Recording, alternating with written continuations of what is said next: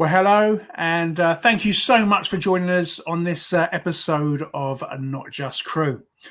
Well, every now and then we see a post that seems to create quite a reaction. On this particular post, it was by Lynsey Rose. She'd posted up that she'd lost her identity since she'd given up flying. Now, this post had quite a reaction, so we thought we'd invite her on to tell us more about it. Joining me shortly will be Simon Costello. He's got a nip off, and then I'll be joined by Paul Tizard. I say, we spoke to Lindsay sort of pre-show, and she was telling us how flying had always been in her mind, her destiny, ever since somebody took a picture of her wearing red shoes. And also when she was flying back from Jamaica, somebody said to her, you're wearing red shoes, and that had always stuck in her mind. So yeah, have a watch, see what you think.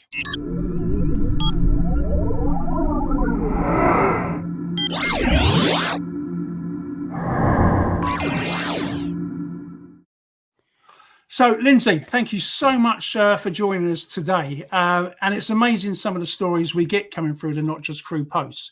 What was interesting to us, we saw you literally put a post out saying that you feel like you hadn't been yourself, you feel lost as a person.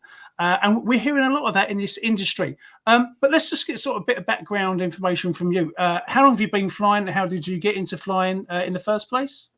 So I've been flying for 17 years, and I started off with Monarch.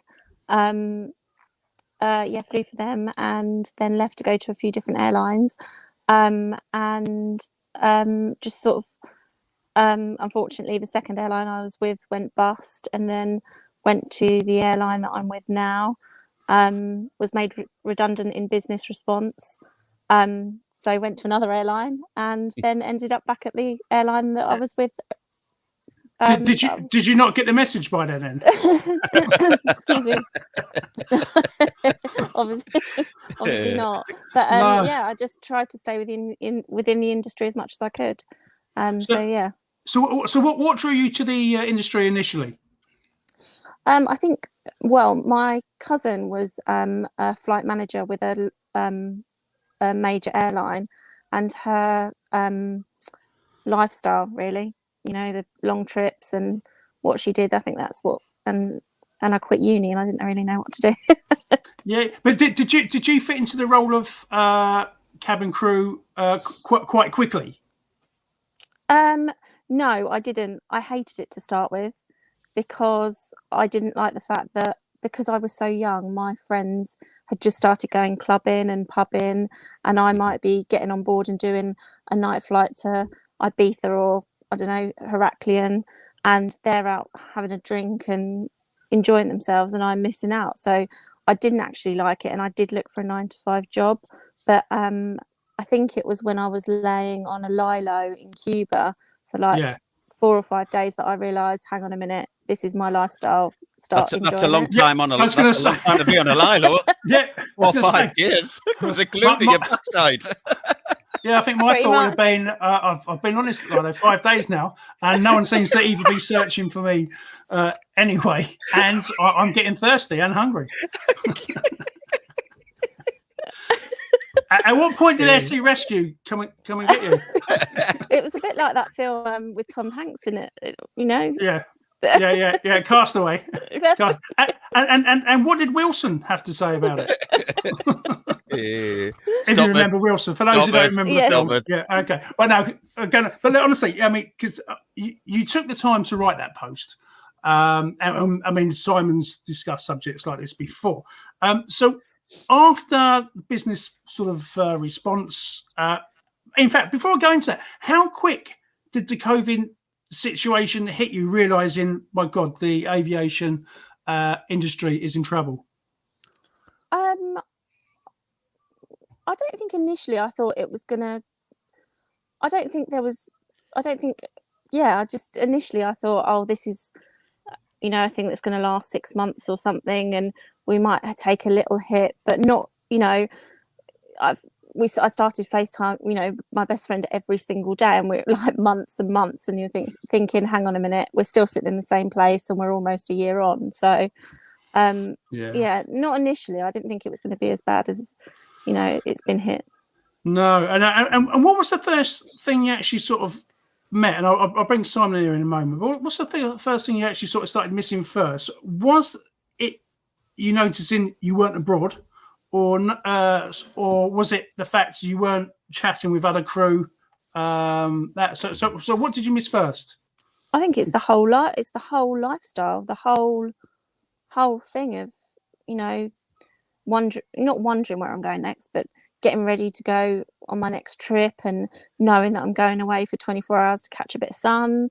To crew, it doesn't sound anything glamorous, but I love the sun. Like I've said to you, I was Gatwick girl, did all the Caribbeans.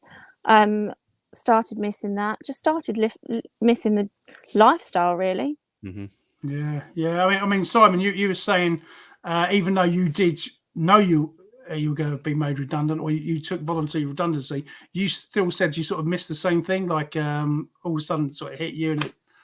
Well, it's felt the same. Yeah, I mean, when I took voluntary in 2009 and I started working for a local domestic airline out in Newcastle, I was taking a lot of my friends and people who I used to work with down from Newcastle down to Gatwick because that route was still going on, and it started pretty much then, to be honest, because I was still talking. And we were sharing stories about what we used to get up to down route, and then they'd get off the plane at Gatwick, and I'm thinking, oh my God, I want to be going away on that. I want to be going away on that, like 5-night Caribbean trip or that Vegas. Even though at the time when I used to do them, they used to be so much hard work, but worth it when you got there. And then I was thinking, well, where am I going now? I'm going from Gatwick back to Newcastle, and where do I go from Newcastle down to Gatwick and then Gatwick back? And I'm thinking, what the hell have I done here? That's, they were the moments that started hitting me hard.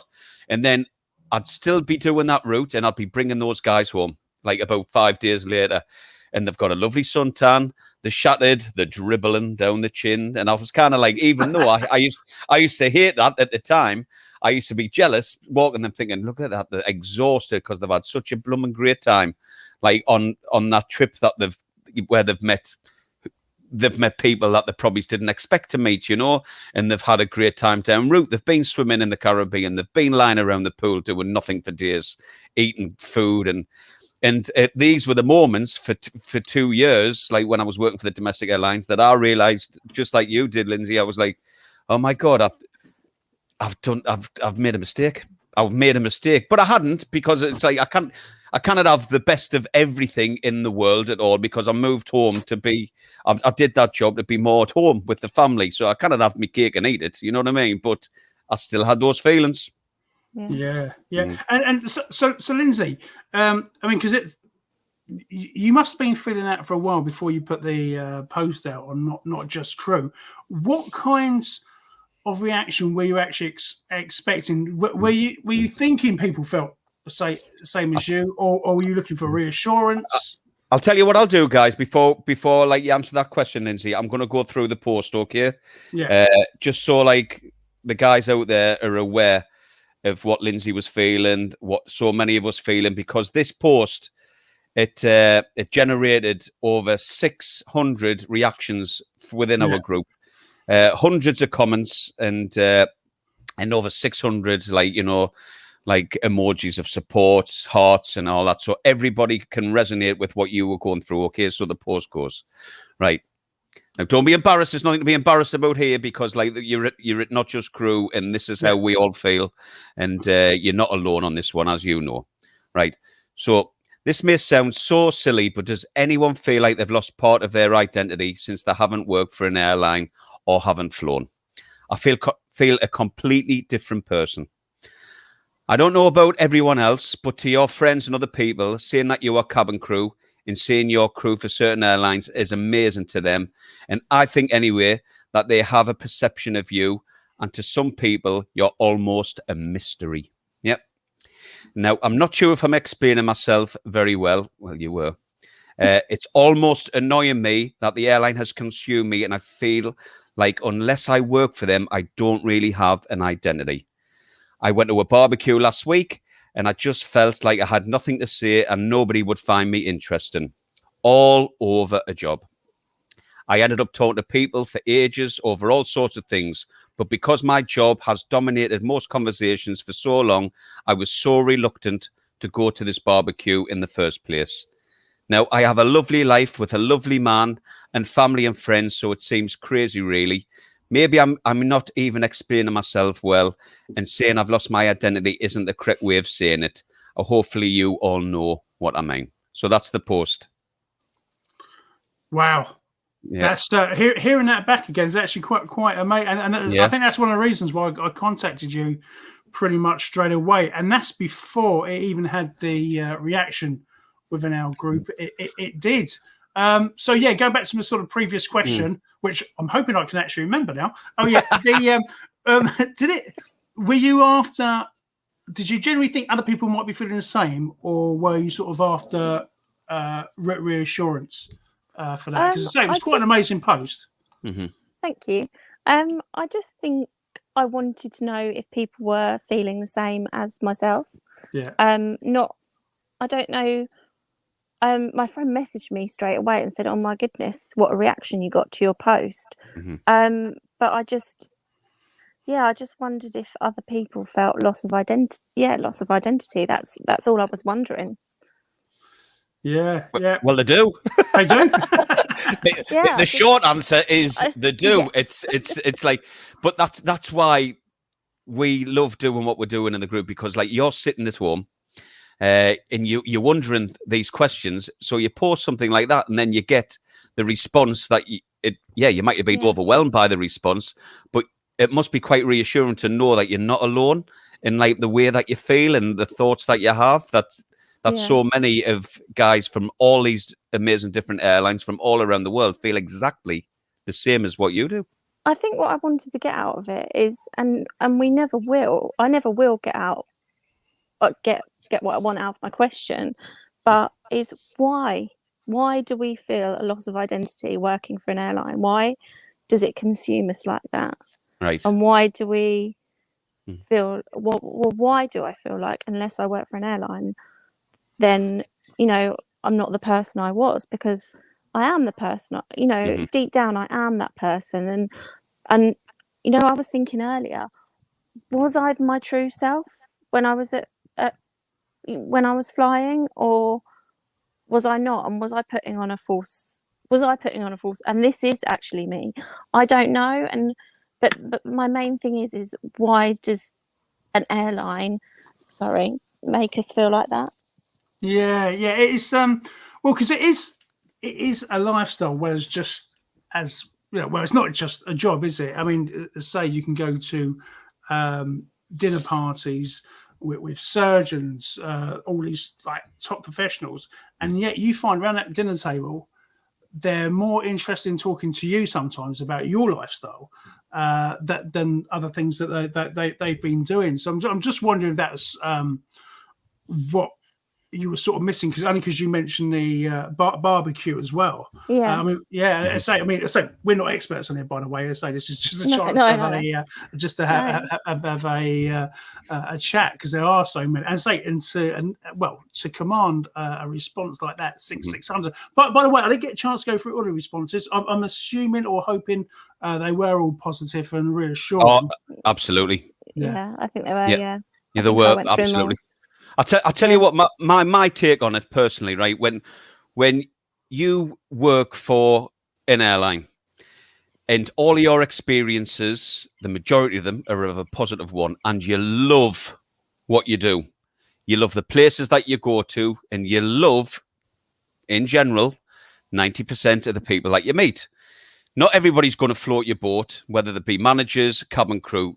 Not everyone can tick those boxes, but quite a lot of them do, so your experiences when you're working for that airline are all a positive nature. You go on a journey from the very get-go. You do 7-8 weeks training, for goodness sake, where you're doing all these exams. You get through that process. You have a wing ceremony. They're all experiences that are pretty special, pretty amazing, pretty they're so memorable, and they get inside of your heart and your soul and your head. They're all these memories, all these experiences, and you continue to go that throughout the ranks. I mean, back in mine and Trevor's day, you started off as cabin crew, you got to sing, you got to purser or CSS, and you got to FSM. You go on this journey. It's a relationship that you have with your job, and you're always meeting different people all the time, and you have bonds with them. And it just becomes you're married to this job. It's a relationship. You're married to it. It's such a close connection that you have. So it does consume you. It does become your life.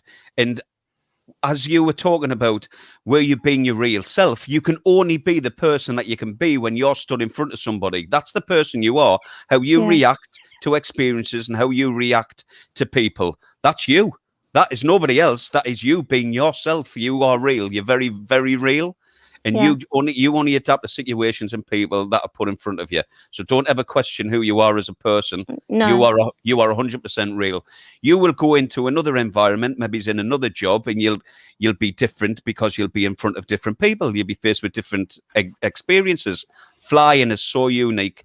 It's so special, and it does draw you in. And that's why so many people who have diplomas and whatever else degrees that they had, like the joined Virgin for a year, and they haven't left because it draws them in. And there's nothing wrong with that. There's absolutely nothing wrong with that at all. But when you go in a social aspect to anything else in the future, keep telling those stories of what you did, who you met on the plane.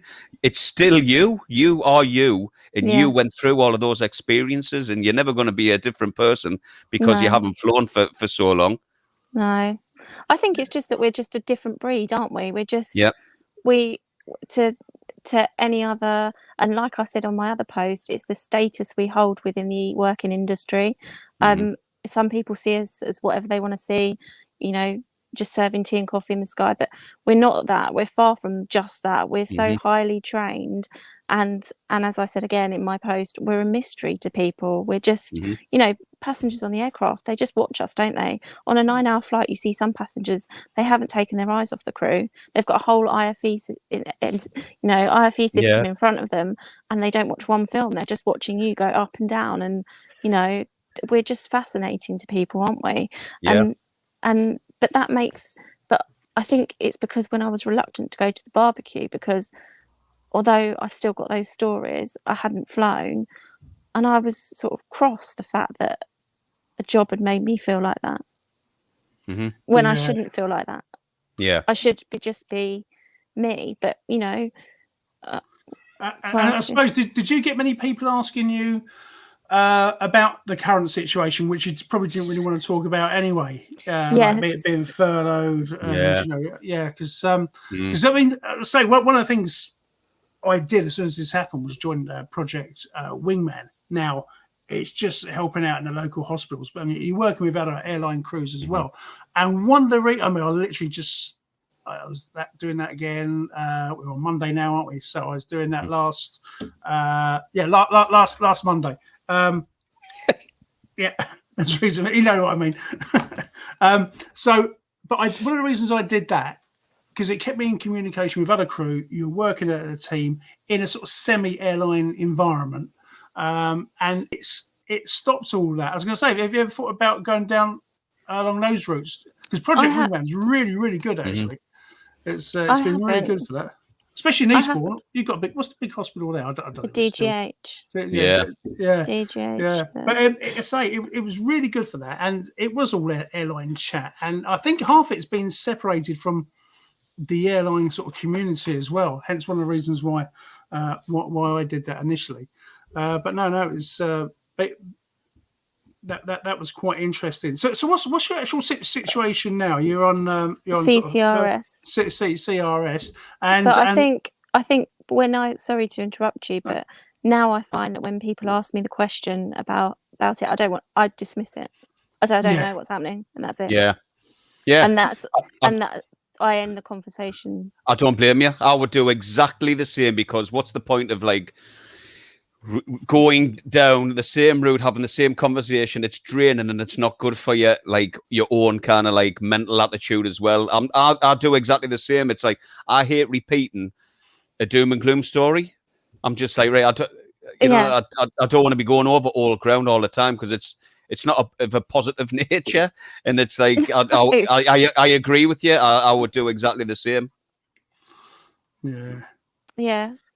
No, it is. And so, I mean, have you had any sort of follow-up comments since then? Because the post certainly didn't go away. I mean, when I was reading through, it kept on coming back all the time, and people have been reading through the posts and adding. So, you know, you've resonated a real feeling there, you know. So it's it's definitely a hard one, and I'm so glad that you brought it to our attention there. No, Lindsay, thank you so much for joining us. We're going to be speaking to hopefully Paul Tizard in a few minutes to go over it. Simon, did you have anything else to add, my friend? Yeah, I was loving your follow-up post, because Lindsay did do a follow-up post, like it was like a few days, like, well, it was like a week and a bit, weren't you, after that? Yeah. Where you'd been out kind of thing. So please, guys, like just like it's all good. It's all good at the end of the day, isn't it? Like just read Lindsay's posts in our group, the first one and the second one, and just enjoy people's comments and responses of what they're putting, because that's why we all come together and we all support each other, and we really appreciate you coming on, Lindsay. Just before you go though, it's like I don't know if you read Kaylee Kay's book, Lindsay. No, I haven't. No. Well, shame on you straight away.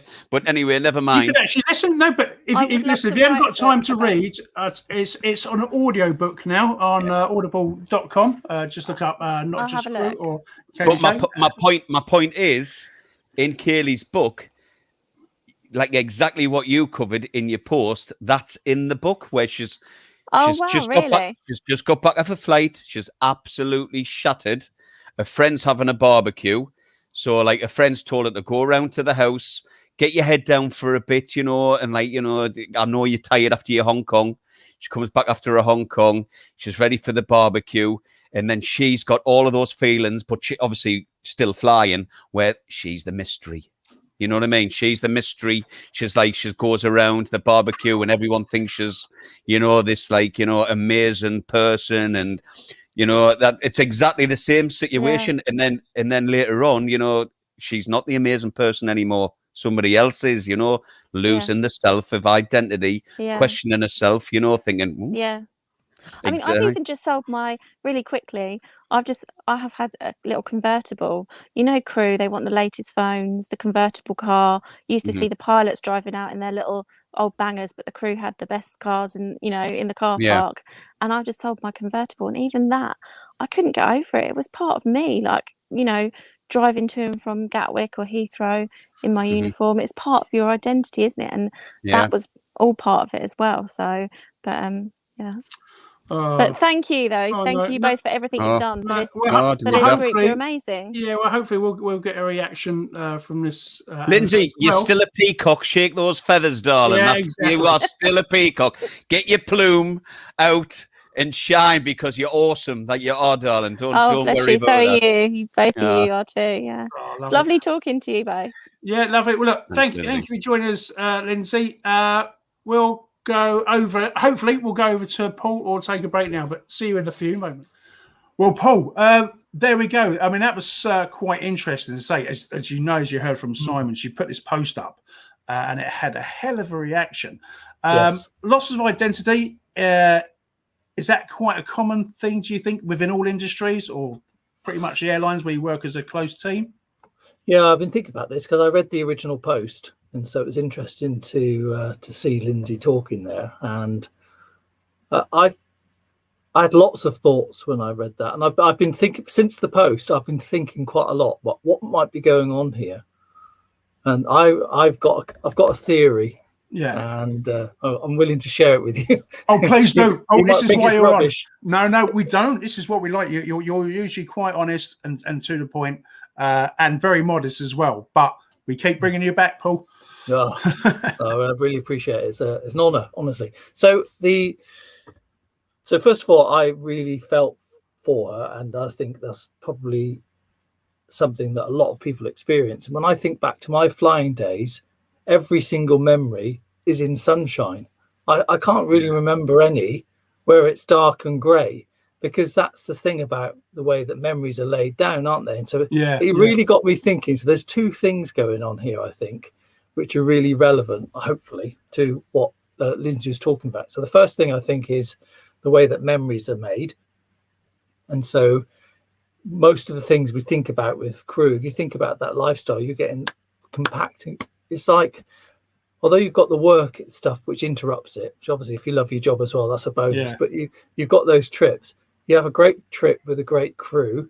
You have lots of memories, you'd be lots of laughing, lots of emotional content. So everything that you remember in your life tends to be have emotion attached to it, whether it's good or bad. And so it lays down these powerful memories. So you can think what's happening like compound interest. You're getting memory after memory after memory of all this great stuff. And so unless you have a real run of bad flights, where you might have rubbish crew or some pretty rotten passengers or something, most of the time it's going to be a pretty high hit rate of great memory. So you're kind of competing with that. So your whole thing about it is it'll become mushed together and you go, wow, it was just fantastic. The whole 10 years, the 5 years or whatever. So that's one thing I thought was going on. Sorry, go on. No. I was going to say, you mentioned the sunshine. She was sort of telling us off air that, I mean, she lived for the Caribbean trips. And again, you're going to see lots of sunshine there. So, and sort of Caribbean trips are quite sort of renowned for being quite fun places to go. So that's where that memory definitely comes from there. But no, it's Paul. Please carry on. That was I shouldn't have interrupted. That was very interesting. So that's fine. So my second theory is I think it's actually an addiction. Job, a chemical addiction. Because I was thinking about all the main chemicals that we know that are at play when you enjoy what you do. So in a happy workplace, regardless whether it's flying or whatever, if you've got a sense of satisfaction because you get stuff done, and you think of a typical flight, it's like a process and it's like a massive tick list, isn't it? Hot towels, first drinks, meal, clearing, tick, tick, tick, tick. So you get a massive dopamine from that because dopamine is that thing from taking action and doing stuff. And so you get that. So that's dopamine's very addictive, as you know. Yeah, so is that like they just for those that don't know, is that like the rewards sort of chemical that once you've achieved something, you do get this sort of rush? Spot on. So there's that one. The second one you've got is oxytocin, which is called, sometimes nicknamed the trust or bonding chemical. So you're working in a group of people all the time. And so you form relationships really quickly. You have to trust each other really quickly. And whenever trust is present, and this has been proven, if you were to take the crew's blood, not suggesting you should, but you would find I don't think they like this sort of stuff. No, they don't. They'd find the presence of oxytocin, and so you get in that drug as well. So we've got that kind of trust. We feel safe, and we've got this feeling camaraderie. So that's another thing. So then the next one, when you feel proud of what you do, you get an influx of serotonin, which is like the confidence, sometimes nicknamed the confidence hormone.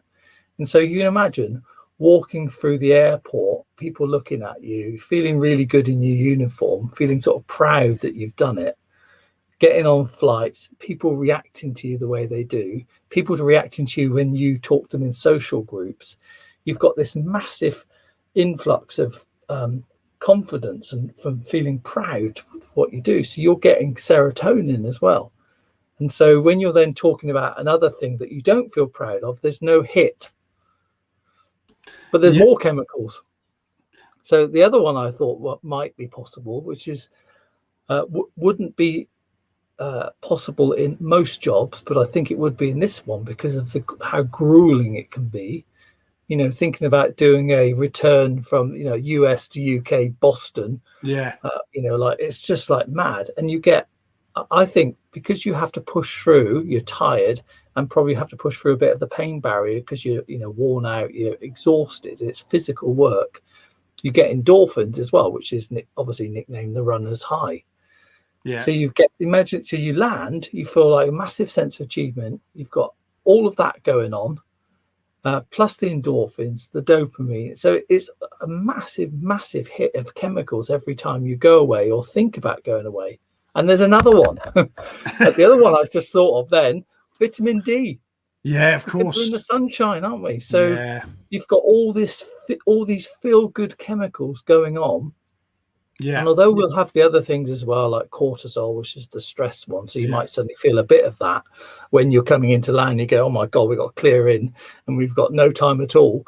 So you might get a little bit stressed, but it's managed and it's useful to get you sort of motivated and doing stuff. So that is my theory. And I was thinking that's why somebody will possibly feel like a loss of identity, because you've got all this chemical stuff going on that you've given up. You're now trying to substitute it in another job. Yeah. And I don't think there is any one job that would give you all of that. No. Oh, the other thing she was saying, and again, is it the loss of the chemicals or different ones coming in? You know, when she sort of mentioned she's been at a barbecue and she just literally didn't know who she was. And she kept on touching on this barbecue that, you know, it's which part of her was fake. Well, that's what she kept on saying. So was she fake? Was she playing the role when she was at barbecues, when she used to sort of do the job? Or this is what she sort of didn't understand. I don't think she's a fake at all. I don't think anyone. No, I didn't think it was a fake. But yeah, is a role, isn't it? I mean, being cabin crew is a role, as is being a brother, a sibling, a daughter, a father, whatever. They're all roles that we play in our life. It's just that some we invest more in than others, and so it's one of those ones because it's got a lot of prestige with it, and we get lots of great memories laid down, and we've got this, this whole buzz around doing it. Not for everybody, of course, but for those who love it, you become addicted to the lifestyle and the way that you get to talk about yourself. So I don't think these people are fake. I think, no more fake than you are if you're different with different friends. Because different friends bring out different things, don't they? Yeah, and totally, and I think that's what we were sort of trying to sort of say to her sort of off air as well. And the other thing was, I was really not impressed. I was sort of wowed by the reaction she had to her post when she thought she wouldn't get much of a reply, and I think she felt quite worried even putting that post out there in the first place. But the reaction and the other post she put up, I mean, that's had nearly sort of 700-800 hits. So she really touched on I wouldn't say a nerve, but she really touched on a subject there that obviously so many people were trying to, who've had the same experience.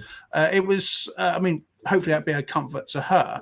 In your opinion, how would you suggest, I say get over something like that? You're not going to get over it, because I remember you saying in the previous program, if you've been made redundant, you haven't been made redundant, your role's been made redundant. So how do you start fixing that?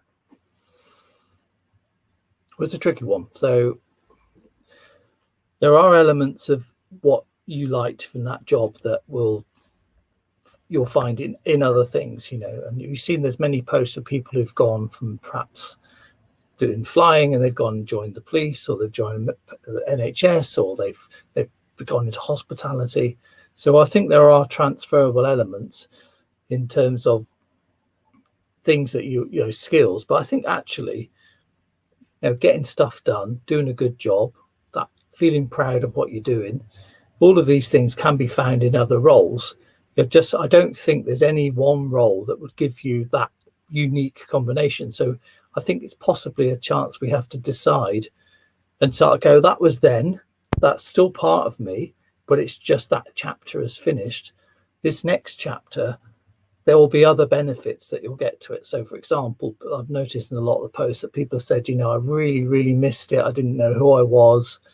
And but they started to then notice other things that were really good in their life. That are spending more time with their family, being able to rest a bit better, having a bit more control over their life.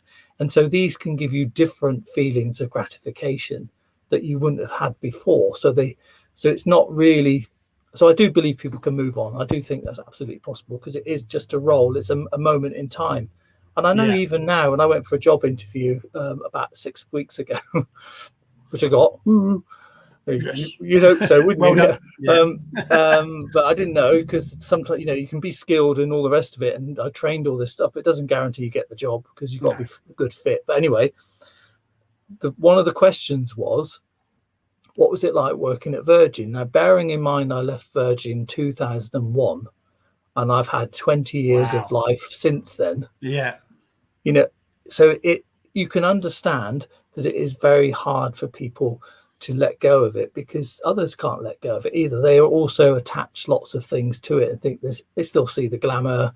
They still think about you staying in nice hotels. And there are elements of that are true. We also know the other side of it, that is graft as well. Yeah. And people outside of the industry never get it. So there's no point ever trying to convince them. Oh, poor you. So, Yeah, exactly. Yeah, that's exactly the reaction. Really? You only had to go to, you've been called out to Barbados, or exactly. So I gave up trying to do that years ago. Yeah. But so I think I do. So my main message is, I think it's entirely possible to carve out a new version of yourself. They're all just roles. That stuff hasn't gone. It's a chapter that's closed for some of us. For some people, they go back and reopen it. They go back later in life and do it when they've had a different perspective. So it's entirely possible to reopen it and have a new chapter. Or you could just start looking at what you're doing and kind of go, what am I getting from this?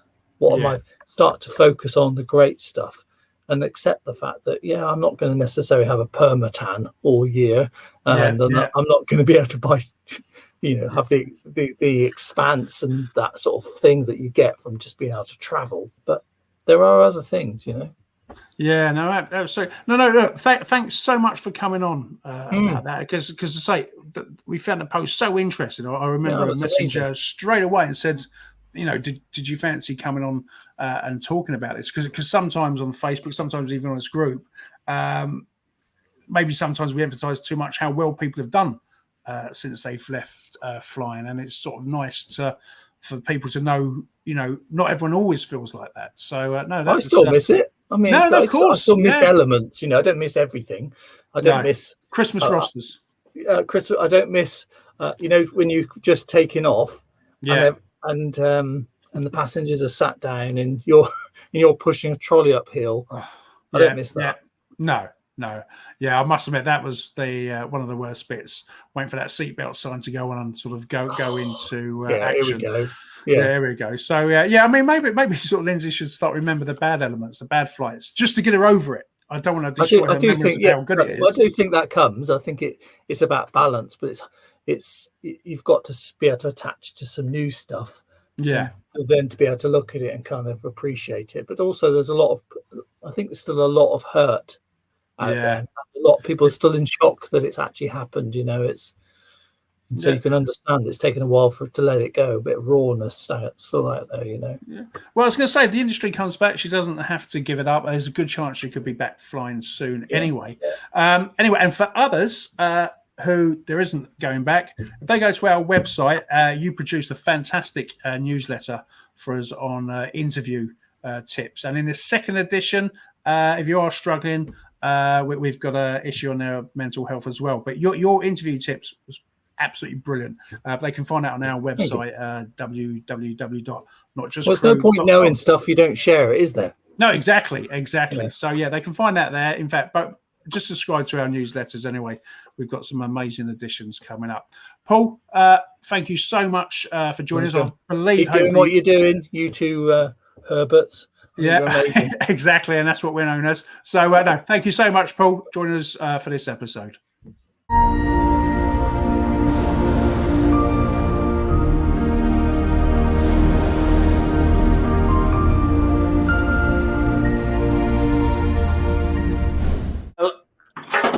Oh, there's my aeroplane gone flying.